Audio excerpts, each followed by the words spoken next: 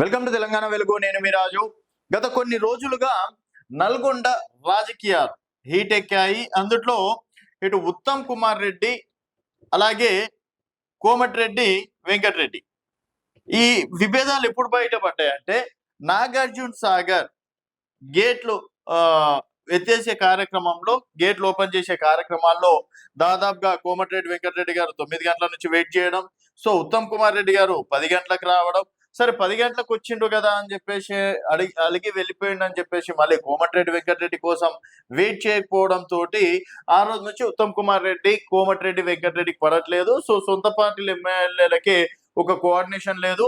So మొదట ఇచ్చిన సమయం ఒకటి, ఇప్పుడు ఇచ్చినటువంటి సమయం ఒకటి అని చెప్పేసి కూడా తర్వాత ఫోన్లు స్విచ్ ఆఫ్ చేసుకోవడం, ఈ 2-3 రోజుల కిందట ఈ ఇష్యూ అనేది చాలా వైరల్ కావడం అనేది కూడా జరిగింది. సో మళ్ళీ ఇప్పుడు ఏంటంటే యాదాద్రి ధర్మల్ విద్యుత్ ప్రాజెక్ట్ సందర్భంగా కూడా ఇక్కడ కూడా ఉత్తమ్ కుమార్ రెడ్డి గారు కావచ్చు, అలాగే వెంకటరెడ్డి గారు ఉత్తమ్ కుమార్ రెడ్డి గారు ఉన్నప్పటికీ ఇద్దరు కలిసి మాట్లాడుకోలేదు. ఇద్దరు కలిసి ఎవరి పనులు వాళ్ళు చేసుకున్నారు. సో గతంలో చూసుకున్నట్టయితే ఒకే స్టేజ్ పైన ఉన్నప్పుడైనా సరే పలకరించుకుంటారు. ఈసారి అంతగా పలకరించుకోలేరు. సో వారి మధ్యలో ఆ విభేదాలు అనేది ఎక్కువ అవుతున్నాయని చెప్పేసి అక్కడ వచ్చినటువంటి పబ్లిక్ మాట్లాడుకున్నట్టు కూడా తెలుస్తుంది. సో నల్గొండ రాజకీయాలు అంటే కాంగ్రెస్ రాజకీయాలు అంటేనే దాదాపుగా 5-6 వర్గాలు ఉంటాయి.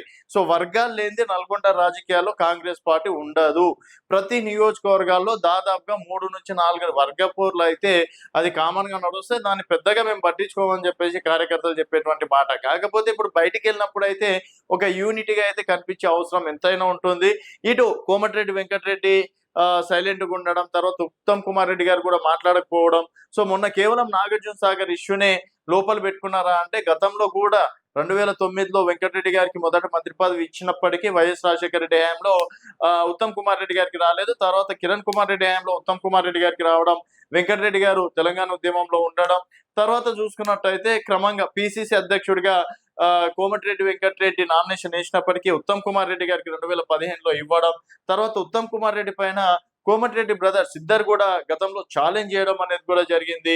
సో తర్వాత మళ్ళీ రేవంత్ రెడ్డి గారు టీపీసీసీ అయిన తర్వాత మళ్ళీ ఉత్తమ్ కుమార్ రెడ్డి గారు కోమటిరెడ్డి వెంకటరెడ్డి గారు కలవడం, ఈ మధ్య కాలంలో కూడా ఉత్తమ్ కుమార్ రెడ్డి గారు కోమటిరెడ్డి అంటే నల్గొండ అంటేనే వీళ్ళిద్దరు అన్నట్టు. అండ్ రీసెంట్ గా తెలిసిన విషయం ఏంటంటే మంత్రివర్గంలో ఒకవేళ రాజగోపాల్ రెడ్డికి ఇస్తే ఉత్తమ్ పద్మావతి గారికి కూడా ఇవ్వాలి అని చెప్పి షరతులు పెట్టినట్టు.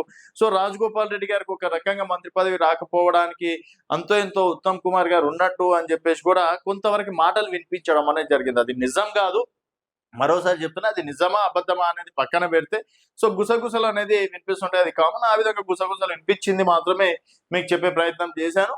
అండ్ ఈ రోజు విద్యుత్ థర్మల్ ప్రాజెక్ట్ దగ్గర కూడా ఒకరినొకరు మాట్లాడకపోవడం తోటి ఉత్తమ్ వర్సెస్ కోమటిరెడ్డి వెంకటరెడ్డిగా మారిందా? సో వాళ్ళిద్దరూ మళ్ళీ కలుసుకునే ప్రయత్నం చేస్తారా, లేకపోతే కాంగ్రెస్ రాజకీయాల్లో ఇవన్నీ కామనేనా అనేది మీ అభిప్రాయాల కింద కామెంట్ రూపంలో తెలియజేయండి. చూస్తూనే ఉండండి తెలంగాణ వెలుగు.